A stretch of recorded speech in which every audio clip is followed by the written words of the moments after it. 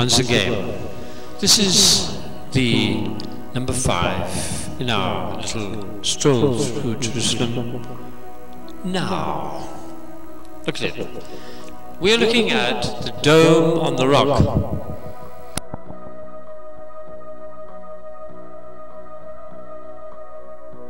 We could say that this is the central, according to the Muslims and the Jews, this is the center of the world. The omphalos, the Greeks call it, the navel of the world. Of course, the Christians would transfer these ideas to the Holy Sepulchre. And if we go there now, we can see in the Greek church part of the Great Holy Sepulchre, on the floor it says the omphalos, the navel of the world. Because all the ideas of the Holy Temple on the Temple Mount have been transferred to the Holy Sepulchre. Because according to the Christians, the Temple Mount was leading up to the Christ himself. In other words, the Paschal Lamb, the mystery of the Paschal mystery. And this all was started off, as it were, on this place, underneath this golden dome, which is just as beautiful. There was a copy actually of the dome of the Holy Sepulchre of the Constantine Basilica. Abraham, 3,800 years ago, on this Mount Moriah, the Temple Mount, was supposed to have sacrificed his son Isaac.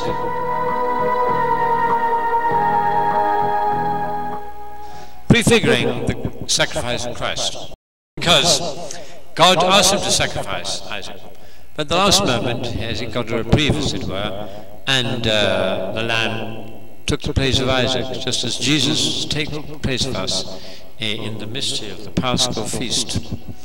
This is where the idea first came.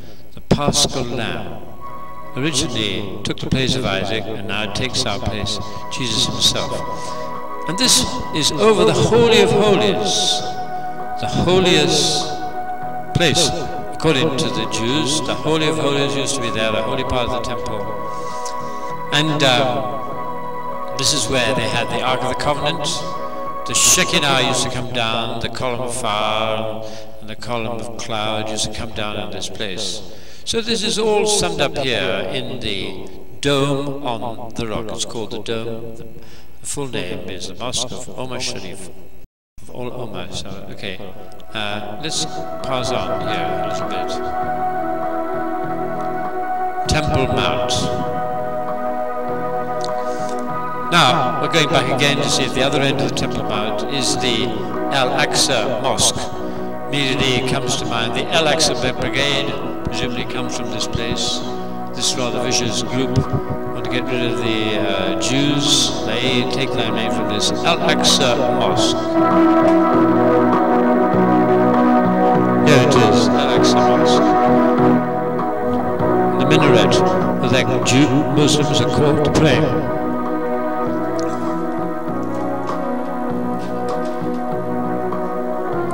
The dome of Al-Aqsa Mosque. The dome. Now we look back, right across there at the back. What do we have? Mount Olives. The back there is Mount Olives. Between that at the back there and here is the Valley Kedron. And we have the Temple Mount here. So we're looking east. We're looking for the west. East, right hand side goes right down to the Dead Sea. And then left, up, we're going back to Galilee. So we're getting our bearings here. The back, Mount Olives, where Jesus, the agate of the garden. Front, that's the top of Mount Olives. Now let's continue our little stroll through Jerusalem.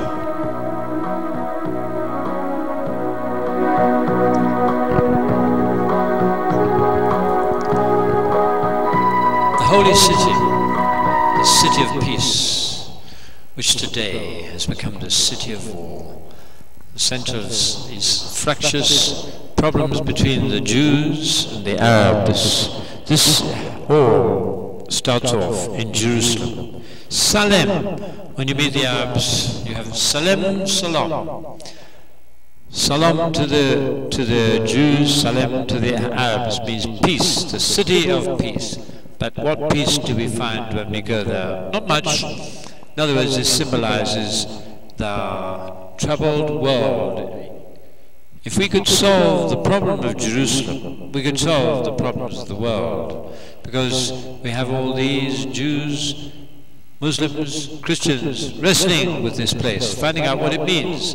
So it's very much part of our progress.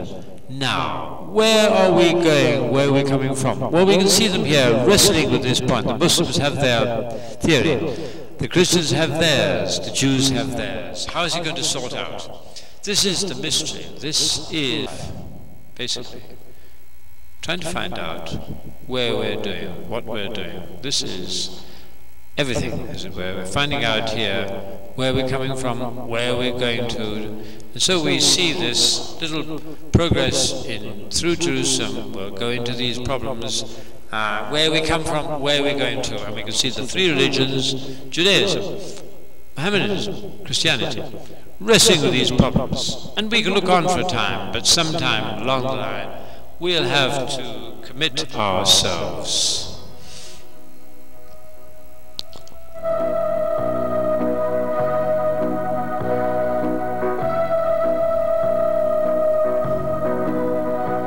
Here we have, look, the Aish, the Torah World Center, the day programs, having all these centers there. This is in the Jewish quarter of the city. All these little places where they're all wrestling with these problems. The Jews have these little centers studying the Torah and studying the things. Where are they going? The Jews have their centers all over. This is the Jewish center. See? The Star of David. We can see that star. According to the Bible, the star of Judah. Christians have a cross. Jews have the Star of David. There it is. Jewish flag, even today. The Star of Bethlehem. Came up, showed the Christians where the Messiah was. But the Jews are still looking for the Messiah. This is their problem. They can't accept Jesus Christ. Neither can the Muslims. That's the secret. Accept Christ, peace will come.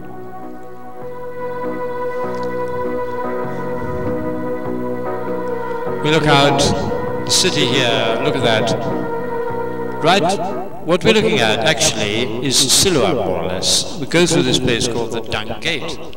And down, actually, what we see on the left-hand side there is part of what used to be, actually, if we went a little bit more to the left, of the city of David. That was the original where Jerusalem was built. Now we can see here these soldiers and these girls here, Jewish fears, doing their best, dealing with a very difficult, intractable problem. They're very cheerful, waving to us, getting along, saying, here we are, doing the best we can. These are Jewish girls, being happily waving to us, turning us and flying us, saying, we're doing our best, the soldiers are doing their best.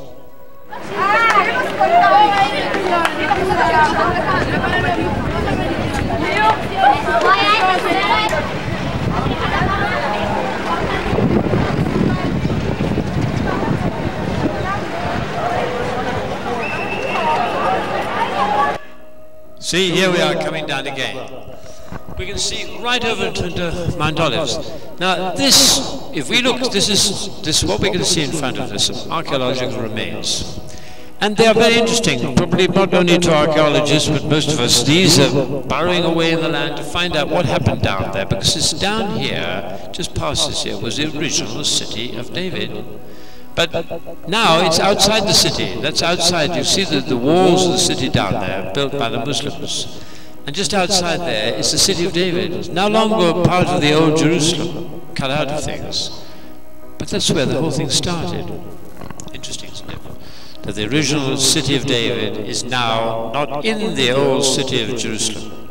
And in fact, this is where Zion was. We hear the word Zion, the Zionists, the Zionists.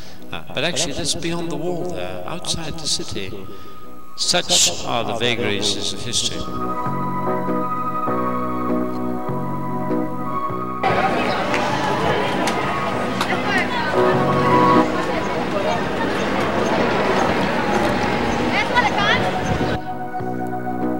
There we are. They're trying to dig away to find out what's happening here just south of the temple. Finding out about David's city, finding out how the Jews used to get in there, finding all these problems. Interesting.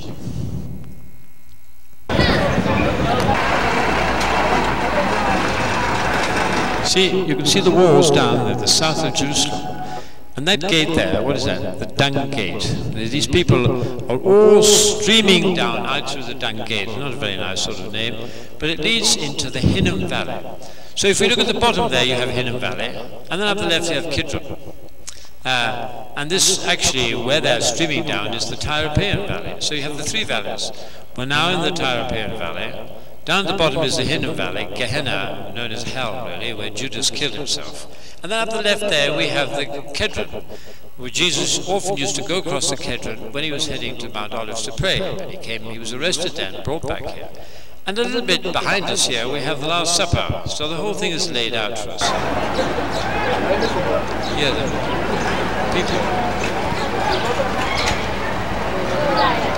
The noises of Jerusalem. Jerusalem today.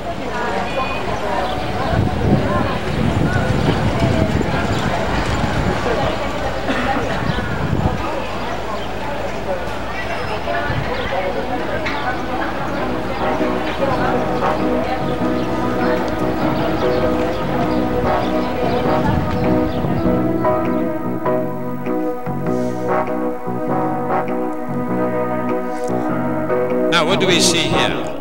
You see, sticking out of the wall there, this is what's known as Robinson's Arch. The archaeologists see that plain flat wall. Now you have a little bit protruding.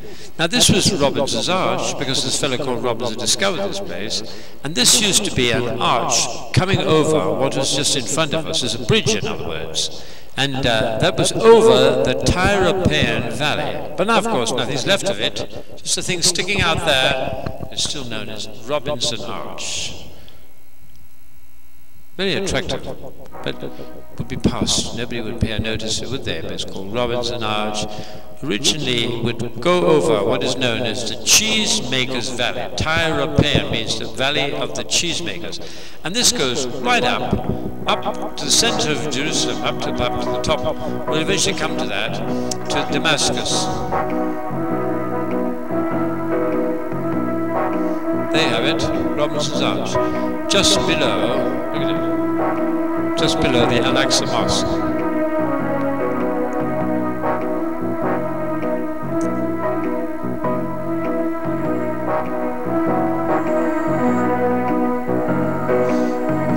There you are, you have a closer view of Robinson's Arch.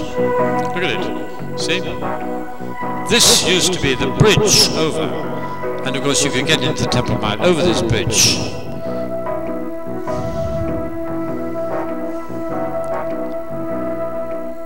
Up the top here we have known as Wilson's Arch. See, you can see very closely. Robinson's Arch. There we are again, back to the Temple Mount. Look at this. You can see the octagonal shapes. The octagonal, of course, we have the 8 Beatitudes, we have the octagonal church, and the church on the Mount of Beatitudes. We have the octagonal, the 8th day, which is Easter Day. So 8 is a very important part, and actually it's been taken over by the Muslims. And this is a new covering of the Dome of the Rock. I think it was presented, somewhere in Jordan. It used to be much heavier. And this is a beautiful, actually, really, this mosque. Very attractive place, right at the center of Jerusalem. There we have another minaret.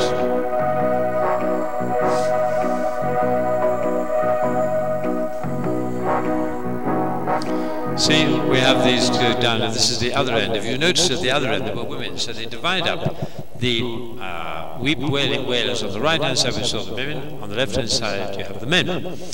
And we've just stated these beautiful big ashlars actually wasn't a wall, they were a retaining wall to stop their new temple built by Herod, but tipping over into the Tyropaean Valley, which we're in now. You can see the difference in the height from the top to the bottom here.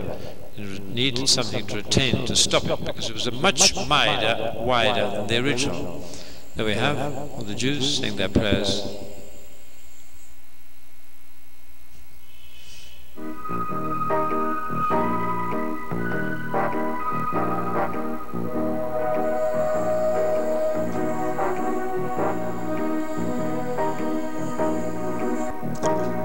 Hatzamid Road.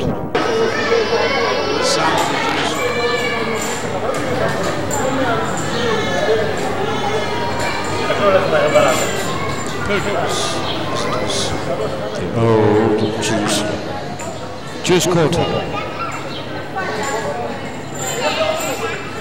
Dogs, cats, everything.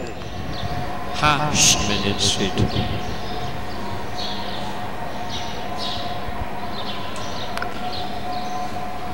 Even cats.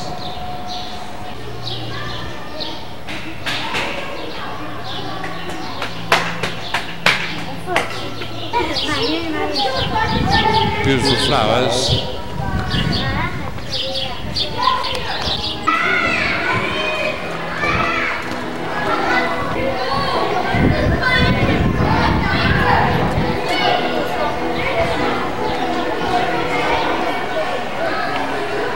Choose kids playing.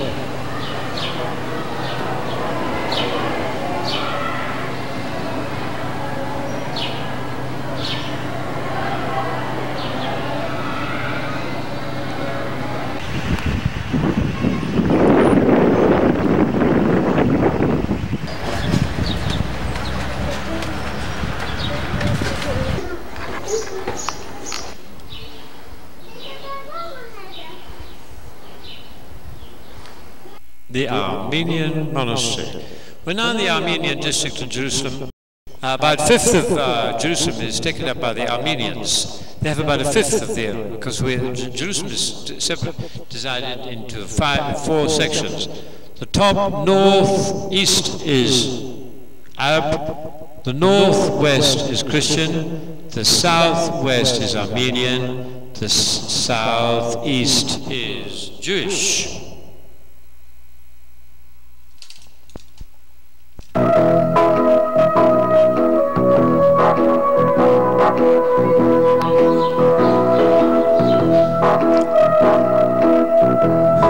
Here we see a map of the Armenian genocide. The Turks were supposed to have killed 1,500,000 Armenians on the east of Turkey there, at the beginning of the century. The forgotten genocide, they call it.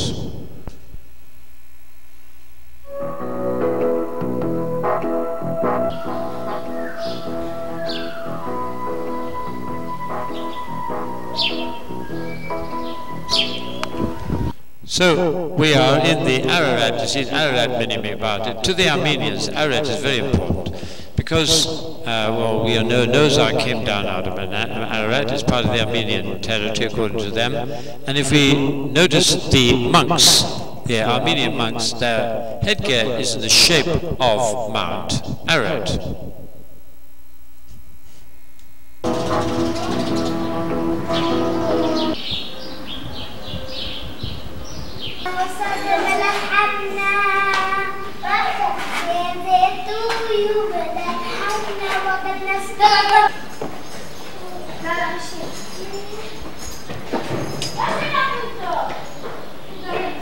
The upper room. This is another tradition. According to the Armenians, this is where the upper room was, the Syrian Orthodox Church, St. Mary's Convent, the upper room, House of Mark.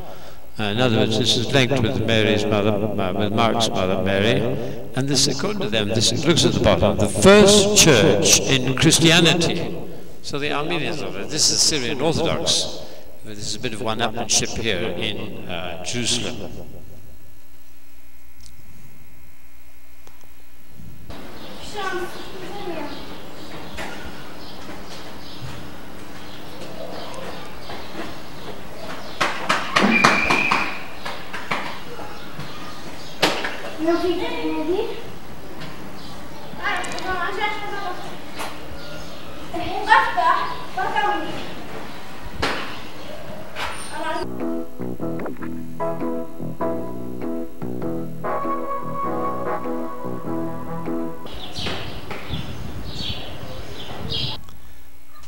Now we're in what we generally associate with marketplace in Jerusalem.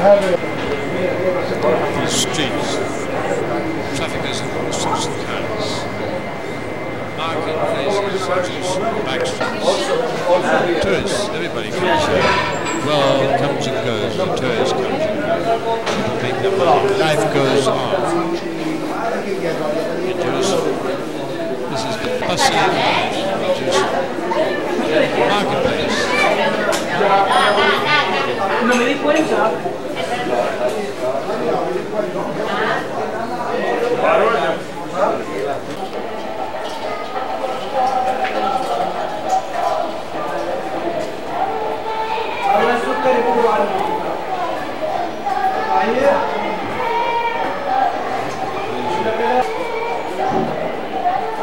Ciao.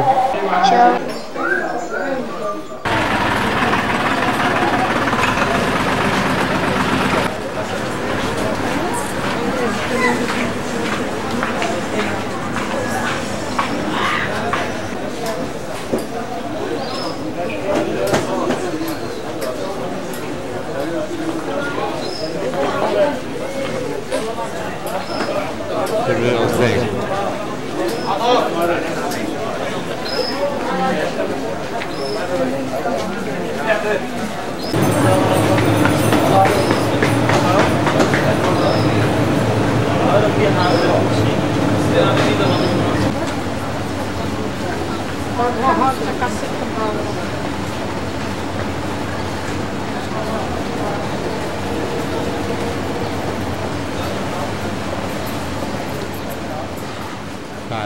Live in back streets of Jerusalem. This is where it's all going wrong.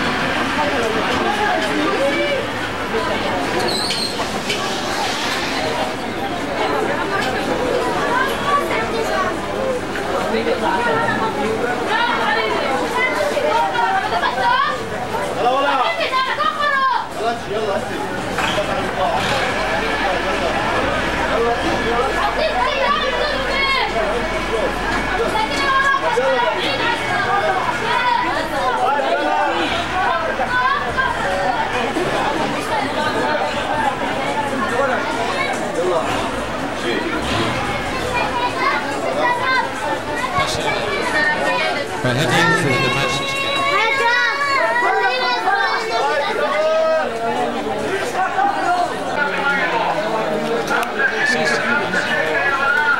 This is what goes on. We go through there, we're heading for Damascus.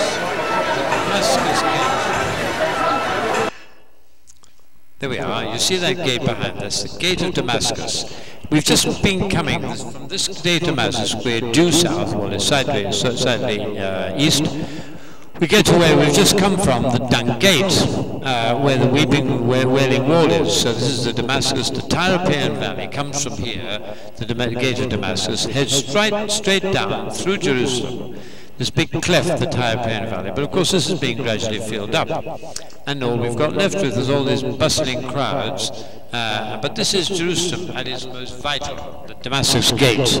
All the different nations bustling with each other here. And of course if you go straight through there, it's called the Damascus Gate because we go through here and we head to Damascus, Syria. So we have the life, the throbbing life of Jerusalem.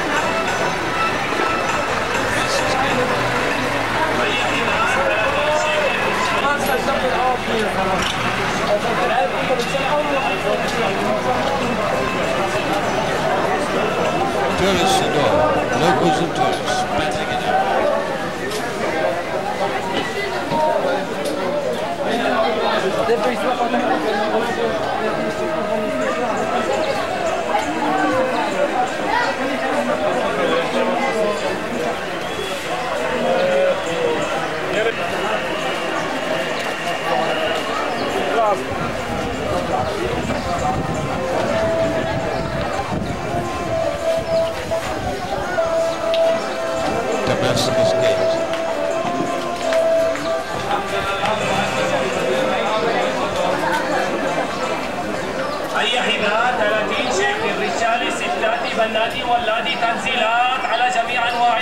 30 سكند تعالوا شوفوا هي صار 30.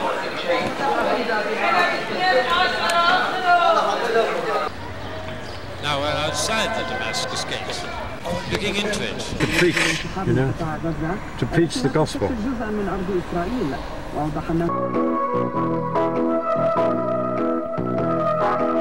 What we're thinking about is now. Now. We're back in the modern world. We're back. But how are we dealing with things?